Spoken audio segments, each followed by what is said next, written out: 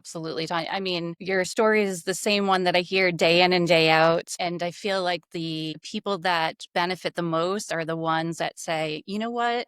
This is what I'm going to put into my divorce decree. Like, let's wait until everyone graduates college so all the kids can come home. And while you're negotiating that little piece, imagine if you spoke to a divorce expert at that time and said, you know what, like, what are the pros and cons of this? How does that feel? And I think that the other thing is that we forget is that even though our kids are kids to us leaving for college, their mindset, they're adults, and there's more things that they can handle. And I think that if it's presented to them in the beginning, where there's a chance that this might not work out for all of us, or especially me, and let's try to sit down and get all of the bits and pieces of that information, exactly where the market is. And can I stay here? Am I staying here for the right reasons? Am I living in my own house where my kids are in college for 10 months by myself?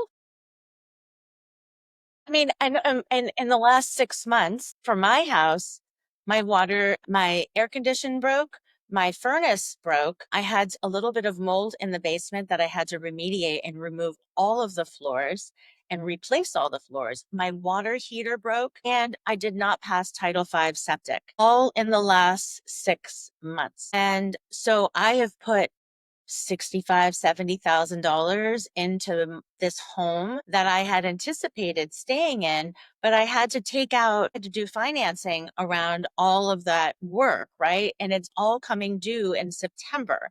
And so otherwise I pay interest on that. So I thought to myself, I mean, I could pay for it with a home equity line of credit, and that at 8% interest versus like the 19% that I would get hit with if I used the financial organization that did the financing on that loan.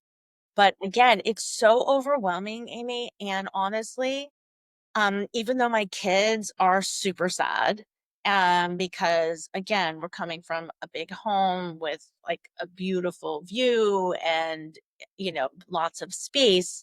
But realistically, my daughter's going to be a junior in college. And is she even going to come home next summer? She's probably going to get an internship somewhere outside of Boston. And my son will come home, but do the two of us need to be in that big of a home?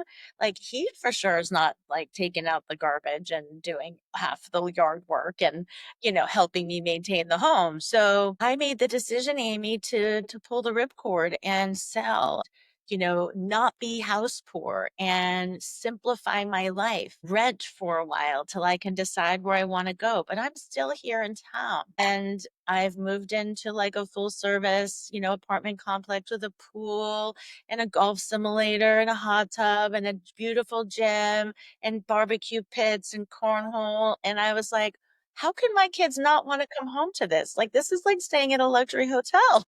Yeah, absolutely. It's a resort that you're living at. And for me, I pay one bill, which is my rent, and all the other stuff goes away. I don't have to deal with landscaping. I don't have to deal with snow removal. I don't have to deal with like taxes. Like, I just all of a sudden was like, and after going through a divorce, it's like everybody needs to be able to go, just breathe through it and say, God, how do I simplify my life?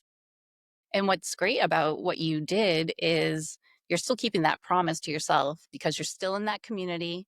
You didn't leave that town. I mean, you're not there for a school system. Your kids are, and it was such a great balance, I feel like, for you to say, you know what? I don't need this gigantic house. Like, and and at some point, it needs to be 20% about you and not about everybody else. So that way we can gradually make your world, because, eventually, hopefully your kids are going to go on and start their amazing lives.